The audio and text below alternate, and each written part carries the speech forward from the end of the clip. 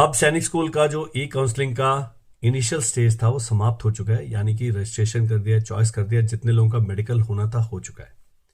बच्चा मेडिकल में एब्सेंट था या अनफिट है, आपके लिए ई काउंसलिंग लागू नहीं है। अगर बच्चा अनफिट हो गया और आपने अपील मेडिकल के लिए नहीं बात करी तो एक बार फोन करके देख लें और ई काउंसलिंग में अपना रिजल्ट आने दें। एब्सेंट हो गया तो उन्होंने एब्सेंट मार्क कर दिया, आपका कोई कुछ नहीं कर सकता। आपने रजिस्टर नहीं किया, सो बेट, अब तो दोबारा से उन्होंने एक्सटेंशन दे दिए। अभी भी कुंभकर्ण प्रजाति के जो लोग हैं वो बेचारे सो रहे हैं, उनके साथ मेरी कोई सहानुभूति नहीं है। जो चॉइस भर दी भैया, अब सिस्टम पे भरोसा करें। अब क्या होगा, अब जो AISSAC की वेबसाइट है उस पे अपडेट आएगा काउंसलिंग शेड्यूल का, और उसके जो नोटिस वाला सेक्शन है उसमें नोटिस आएगा कि राउंड 1 के लिए इस प्रकार अपने काम करना है। तब तक सारे इंक्लूडिंग मी सब अटकलें ही लगा सकते हैं। एक्सेप्ट और रिजेक्ट होगा, accept, reject, reconsider, hold and continue होगा, ये भी कोई भी नहीं जानता।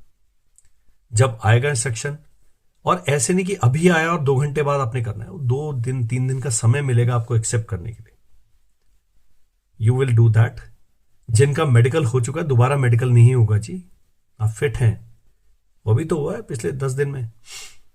आप वो मेडिकल के डॉक्यूमेंट लेके, और कौन से डॉक्यूमेंट हैं, इसी वेबसाइट पर जहां पर काउंसलिंग शेड्यूल लिखा है उसमें आपको लिस्ट ऑफ मेडिकल जो डॉक्यूमेंट्स है वो भी दिया, पेरेंट चेकलिस्ट भी दिया, उसको प्रिंट करना सबको।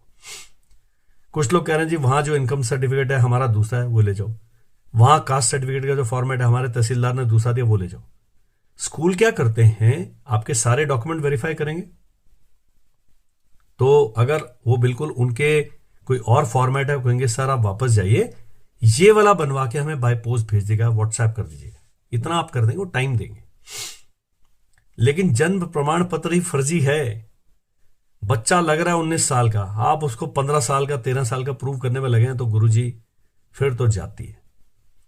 तो अगर सत्य डॉक्यूमेंट है, उनका फॉर्मेट में माइनर, उससे चिंता नहीं करने। डोमिसाइल होना चाहिए, बच्चे का नहीं बन रहा है अपना ले जाओ, साथ में एफिडेविट ले जाओ, सब वो स्कूल आपको गाइड करेगा। और इस प्रकार से 6 राउंड चलेंगे। फिर अंत में छोटी बहुत वैकेंसी जो बच जाती है, NSS की तो बहुत ही वैकेंसी बची होंगी।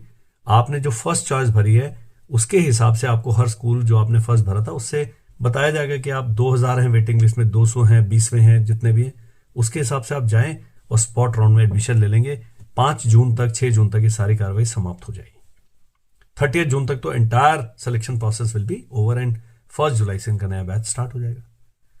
और बहुत सारी जो अपडेट्स हैं हम जैसे आएंगे आपके लिए ले आएंगे। स्क्रीन पर एक नंबर आ रहा है, drop me WhatsApp message. That's it. जय हिंद।